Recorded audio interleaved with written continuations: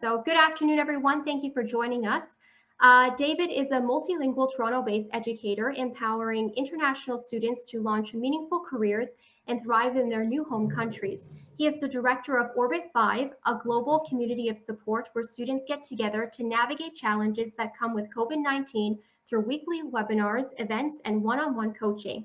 David is an advocate for impactful educational approaches that take the learning beyond the classroom and help students think critically about their life and career choices. His specialties include career coaching, experiential learning, post-secondary students, and educational tourism. And David's topic for today is how to thrive as a student in 2021. Good luck on your presentation, and I'll be back at the end. Thank you so much. So I'm ready to go, yes? Yes, you can go. Awesome, perfect. Thank you, Sandra, so much for such a beautiful introduction. Welcome, everyone. As Sandra mentioned, my name is David Mendoza, and I'm excited to be here today having this conversation with you folks about how you can thrive as a student here in 2021. If you would like to type in the chat box, where are you joining us from? Which school are you attending right now? What programs are you taking, etc.? It would be great for me to gauge where you're coming from and what is the audience that we are speaking with. So, as Sandra mentioned, I will be talking about how to thrive as a student. I will be sharing a presentation in a few minutes, but before that, I want to mention that we are living in very challenging times, right? And because of that, it's never been more challenging to be a student, but at the same time, it's never been more challenging. Sorry, it's never been more fascinating to be a student as well. And why do I say that? Because before 2019, our life was going smoothly, yes, with our problems, with our obstacles that we had to surpass day by day, but we had a good idea where we were going. Then COVID hit and the entire reality changed. So there are nowadays problems that did not exist in 2019. And that's when you come in, and that's when you have an opportunity to make a great contribution and to shine as a student, because you have the ability to research and find out what are some of those new problems that need to be solved, and come up with a strategy and join forces, hopefully, with other students, so that together you can bring solutions that can help us navigate the challenges that we are facing right now and the challenges that our society will be facing tomorrow. So I will start with a question. If you are a student right now, if you started your semester this week, if you started your program this week, or if you are in second semester, or if you are about to graduate, or even if you are a new grad, what are some of the problems that you want to solve after you completed school, or now that you are diving into this learning process at school? You're making an investment of money and time. So I want you to start thinking, what are some of the problems that I would like to solve? And with that, I would like to start our presentation of how to thrive as a student in 2021. My name is David Mendoza, and I am the director of Orbit 5. As Sandra mentioned, we are an ed tech startup that helps international students and college students in general to land badass jobs and launch their careers in Canada, in the United States, in the world. We have been able to build a global community since the pandemic hit. So our members range from Canada, United States, Brazil, India, Australia, Colombia, you name it. And I'm very excited to be here with you today. So I want to start the presentation with this picture, right? And I want to ask you if you can relate to this. I think this is a good representation of what students are going through right now, because there's so many things on your plate. There's so many things that you have to juggle at the same time. So if you are right now in the chat, tell me, what kind of emotions do you see that this person is experiencing right now? I'm going to give you a minute for you to think about it, a few seconds for you to really have a look at this picture here and tell me if you can relate to what you see, or if you have seen peers or your classmates or friends of yours or even family members who are going to school, and you see them that their emotions are expressing the situation that this person is having in the picture. So why is this person experiencing these emotions? Why is this person in so much distress right now? Because of this equation, right? So have a look at this. Where we are in the middle of a global pandemic, plus the job search. So all students are thinking about a job search. Are there jobs available? Are there opportunities for us to apply to? Plus the news. Every day you look at the news on your phone or on your TV, on your laptop, on your computer, and everything is negative, right? Plus student loans. If you are one of those students who are going to school because you had the chance to apply to student loan, plus the pressure that you have again by the situation of getting good marks at school, of getting a job, of building experience, of building your personal brand, the pressure from your family for you to do well. Plus, if you are on LinkedIn, and hopefully all of you are active on this platform and are making valuable connections here, you probably see on a daily basis people saying, happy to announce that I've just landed an opportunity here after doing this, and that. And that creates a lot of anxiety for a lot of people as well. Plus, comparing yourself to others, because you see that you are maybe in this point of uncertainty, the jobs that you're applying to are not panning out, you aren't having the interactions that you feel that you want to have, etc. So all that equations, equals the life and reality of most students right now in 2021. Before, some of those things came to the picture, but now I think this is a very good representation of what the majority of students are thinking and what's going through their heads right now. And this is very important for us to address and to tackle, because it is a top priority for you as a student to look after your mental health. The good thing about the pandemic is that now we are more open to talk about mental health. I know that in Canada, we have been pretty open about the topic for the past, I'm going to say 6, 7, 8 years, but still is taboo. It still is a little bit stigmatized. But with the pandemic, I think that situation has changed a little bit, because now people know that mental health challenges are a reality, and that a lot of people, because of the pandemic and because of the lockdown, their mental health has been impacted. And you have to make your mental health your priority. School and jobs are an addition, but your mental health is your priority, because without your mental health, it's going to be very difficult for you to pursue and to thrive in your academic and your career endeavors. And you all should strive for mental health.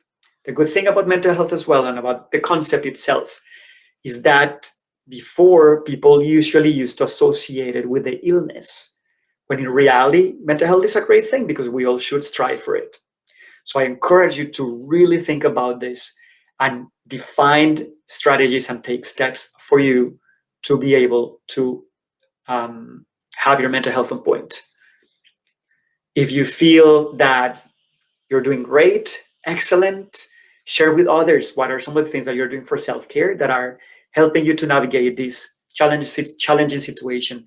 But if you feel that you're off, something is not right in there, reach out for help. Friends that you feel comfortable to talk to, family, but sometimes those friends and those family, maybe they don't know much about the topic, and they think that the topic is a big taboo, so maybe you don't feel comfortable speaking with them. So in that case, I strongly recommend that you reach out to your institution, because they have counselors that will be more than happy to sit down with you virtually now, but have a conversation with you to help you with ideas and strategies so that you can cope with the challenges that you're having, so that you can keep your mental health on point. And with that, you can thrive in all your endeavors. With your mental health, you are unstoppable. So hopefully, we're going to come from feeling like this. And after this chat and after the entire event that Toronto Jobs have organized for you folks, you're going to be living feeling like this. Optimism, optimistic, happy, welcoming opportunities with open arms. So that's why Toronto Jobs has put together this event, and I think it's brilliant that they organized it and launched it during the first week of the academic semester, so that you start it with the right foot and on the highest note possible. Okay, so today for the agenda, it's going to be very simple. I'm going to be talking about two topics: 5 people you must connect with at school to optimize your learning experience and expand your network, and how to play the long game so you finish your program with multiple job offers aligned with your vision. I'm going to stop sharing my presentation now, and I'll come back to that in a few minutes. Okay, if at any point you have any questions, please feel free to ask. Okay, so we're going to start with the five people that you have to connect with, no matter if you are a freshman or fresh person at school, or if you're about to graduate this semester, or if you are a new grad. 5 people that you should connect with. First person, you want to connect with the program coordinator. Find out who the program coordinator is. It really baffles me when I hear students who are about to graduate or who have graduated, and I ask them, okay, how's your relationship with the program coordinator? And they say it's non-existent. I don't even know who that person is. I never had an interaction with them, right? It's paramount that you develop and build a relationship with this person for many reasons. First, because it's the person who oversees the entire program, the person who is in conversation with your faculty, and most importantly, because it's the person who has connections in the field that you're getting trained on, right? So by connecting with that person, you will be able to expand your network, right? By asking this person questions regarding what are the partnerships that are available for me to do my co-op, to do my internship, taking into account that your program has a practical component.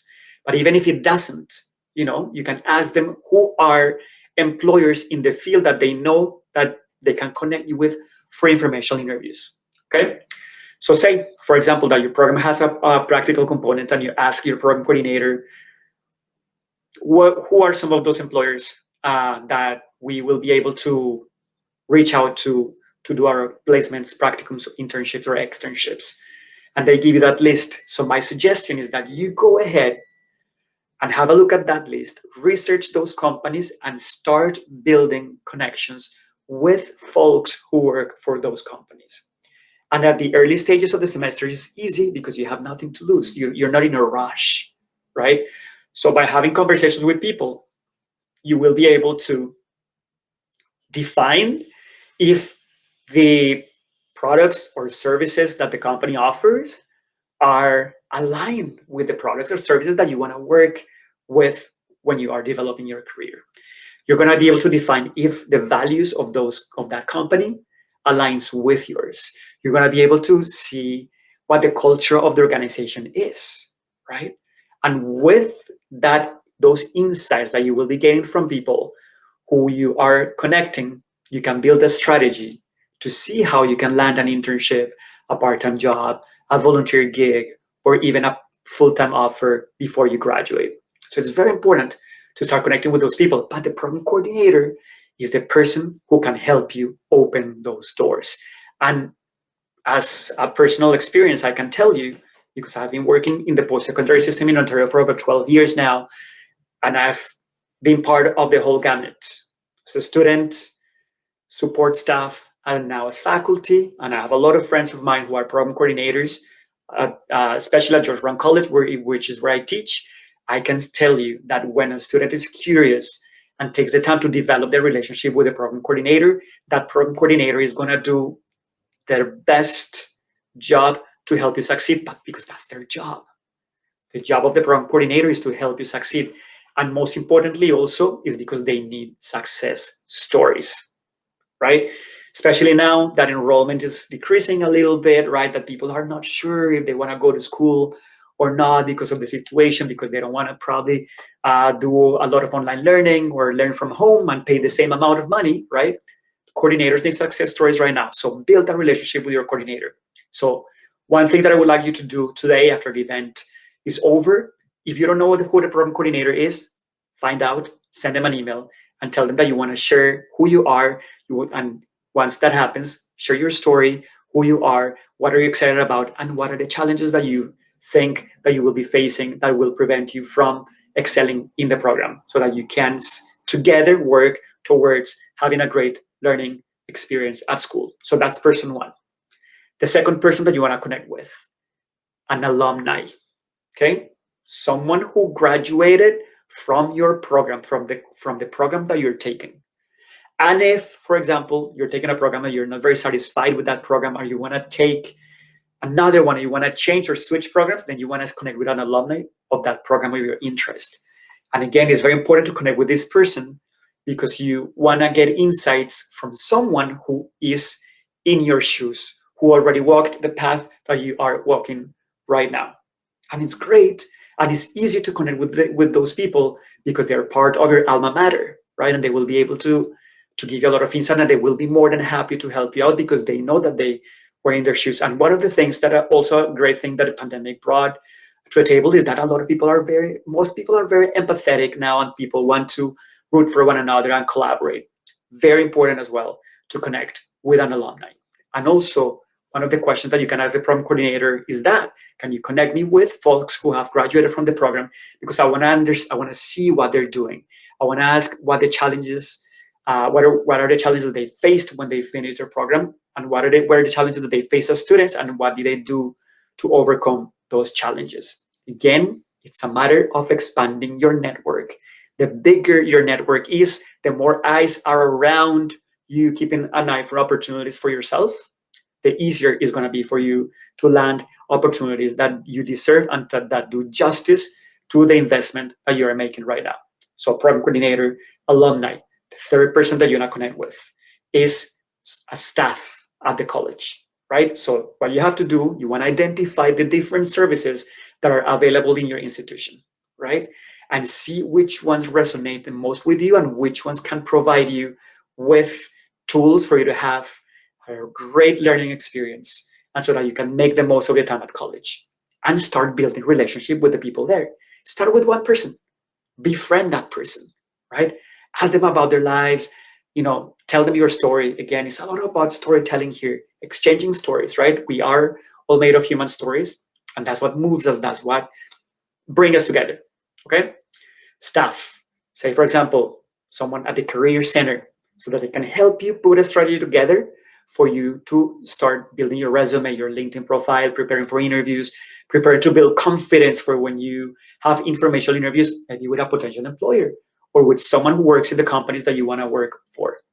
Or, for example, you need help with your writing or with your communication abilities. So connect with the people at the tutoring learning center so that I can help you with that.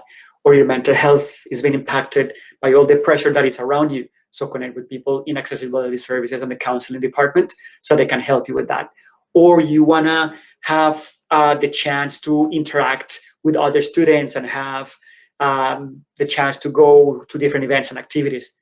Then talk to someone from student life, for example, or those departments, right? Very important, because again, they will be rooting for you and they will do their best to help you succeed throughout your schooling. So program coordinator, alumni, staff. The number 4 person that you must connect with this semester, someone who does not speak your native language. And it's so easy to do that here in Toronto because we have the fortune to live in a city that is a microcosmos of the planet in one same place. So you're going to have classmates and peers from all over the world. So connect with someone who does not speak your native language, so you challenge yourself to learn another culture, to have a better appreciation for diversity, and to understand where they come from, because we live in a globalized environment now, in a globalized economy.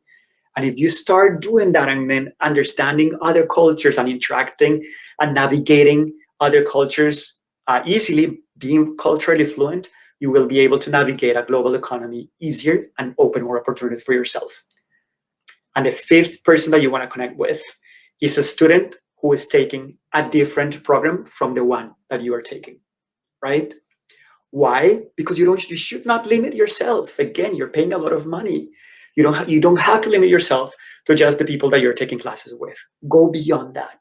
Find other people's interests and see how those interests align with yours, and see if you can join forces to start thinking about ideas that you can put together for a side hustle, for example. It's a great thing to develop a side hustle as a student because it equips you with a lot of skills, a lot of hands-on skills that you can transfer and that can help you stand out when you are looking for employment down the road, now looking for your internships or for a part-time position or for a full-time job.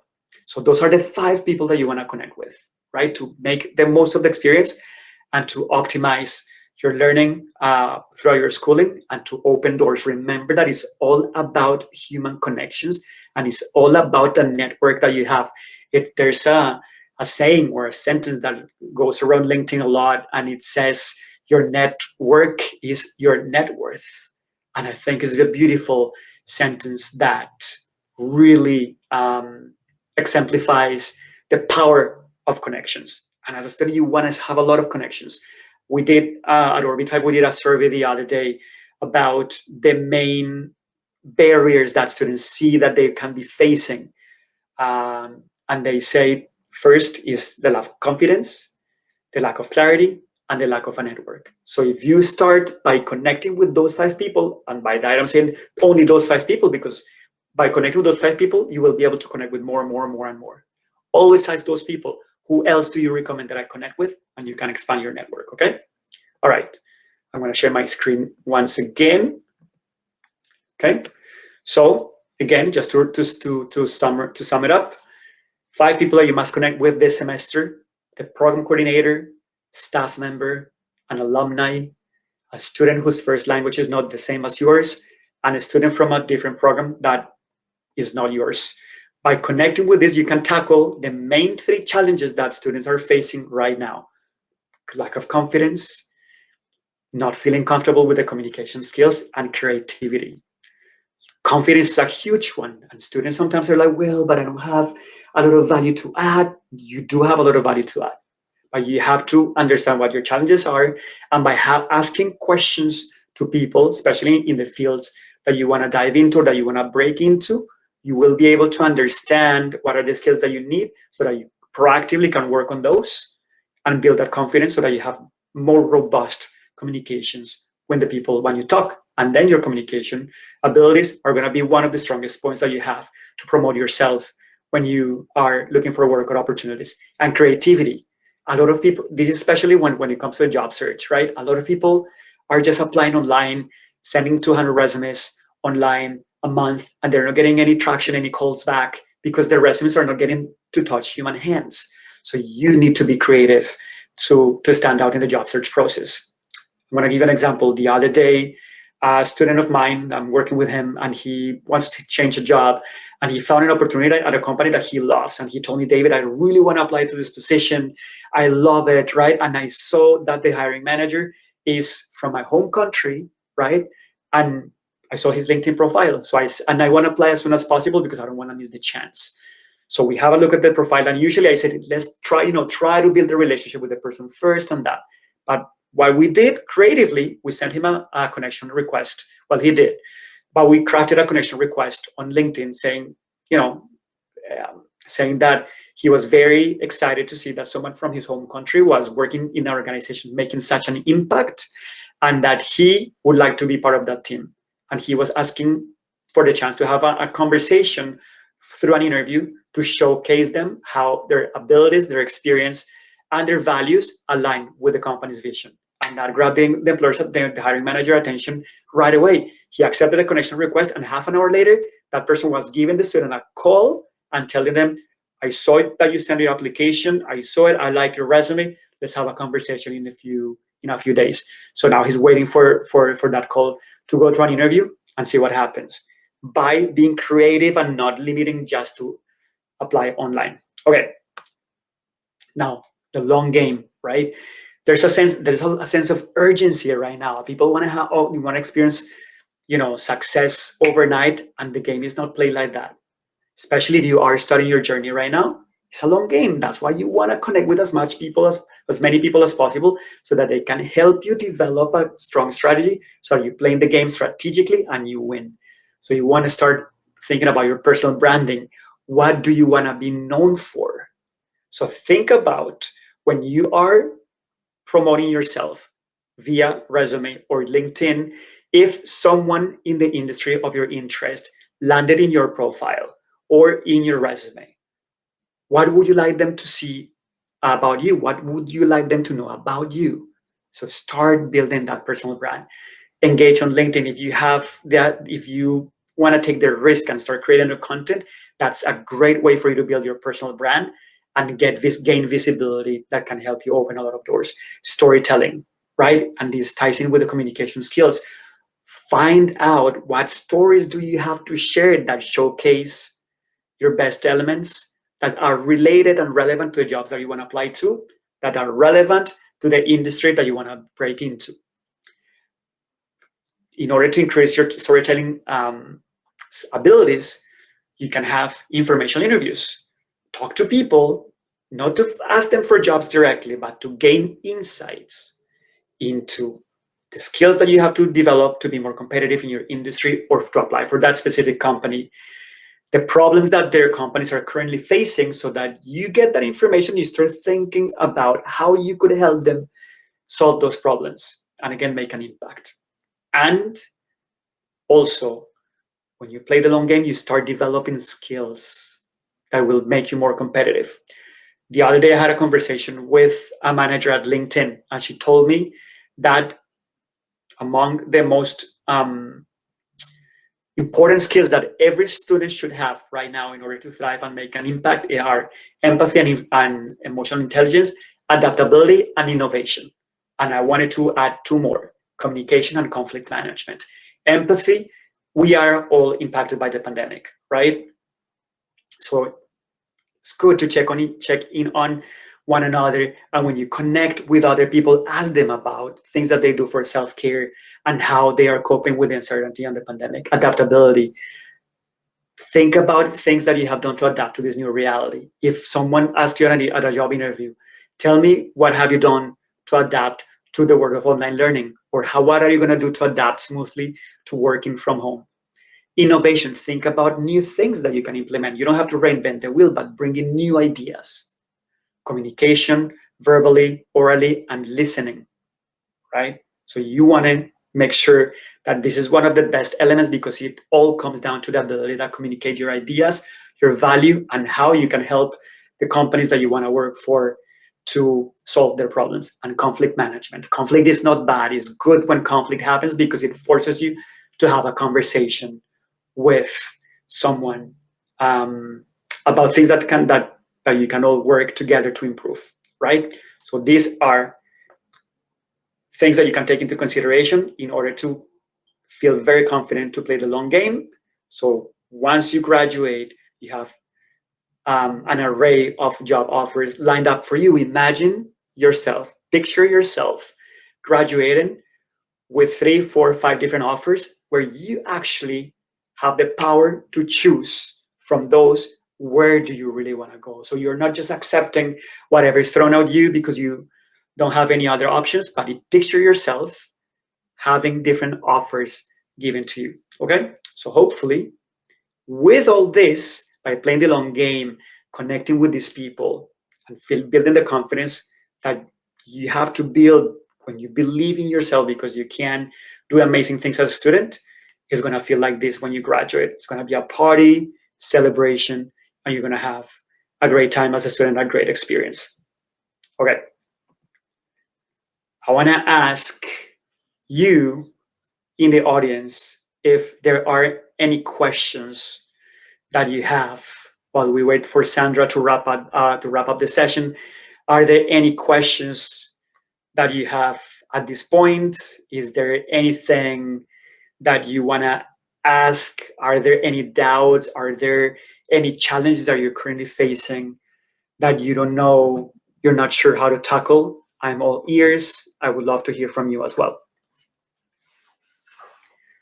And tell me how you feel for this semester. I see Kyle Chen, you say stuck. So I'm not sure if you mean that you feel stuck right now, or what do you mean by that? If you're there and you can elaborate.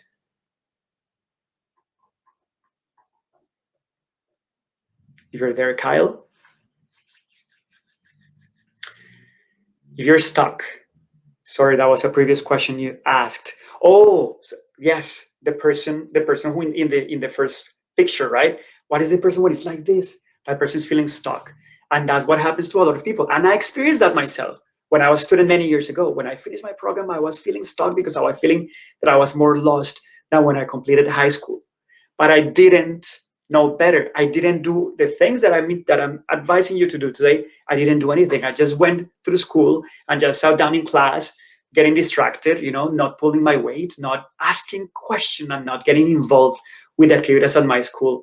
So I never gained the clarity that could have helped me leave that feeling of being stuck, right? So yes, so that person is feeling stuck. So if you feel like that right now, it's fine.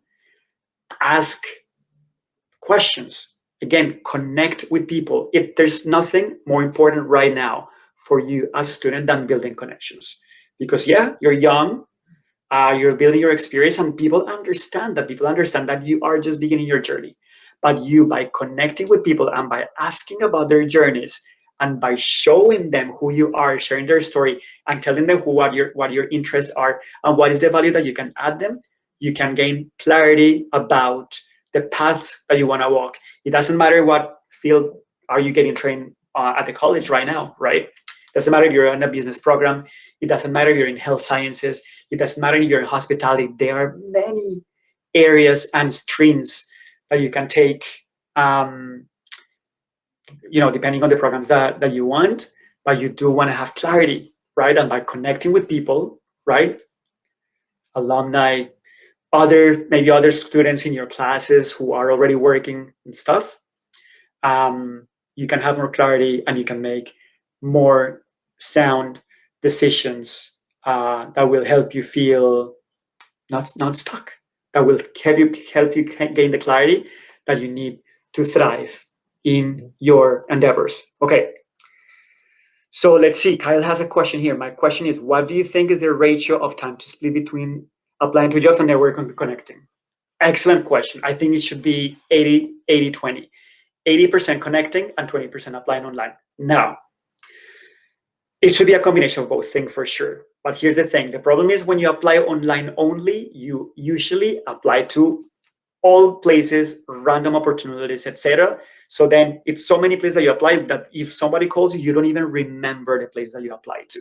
So that's why I suggest that starting now, you start thinking about companies that you see yourself working at. Why? Why do you want to work for those companies? 5, 10, 15 companies, right? And research them and ask the people at school if they know someone that they can connect you with for an informational interview, right? And learn about the company, learn about the mission, etc. So when you have all that information and when you also ask them about the challenges that they're facing and you start thinking about how you can help them overcome those challenges, and then an opportunity comes to apply, you apply online because they're going to tell you apply through the regular conduct through the website, right? But you already have someone inside the company that can help you. Maybe push your application forward or forward the resume into the hiring manager. So I really want to say 80-20. 80% of the time building connections and 20% of the time sending applications online. There's another question here from Catherine. You're very welcome, Kyle. Thank you very much for your question. Question from Catherine. Thank you for sharing your tips about connecting with 5 people and future students starting in fall 2021. And it will be extremely helpful as I plan my next 2 years in school. Awesome, Catherine. Thank you so much for attending this chat that we have today. Yes, Now, Catherine, so you can be really proactive. And if you have already been accepted at a program, connect with the program coordinator already and ask them if they can connect you with students who are taking the program currently, so that you have an idea of what is the academic load, the project, etc., and connect with alumni to hear about the experience and the opportunities that you can create for yourself.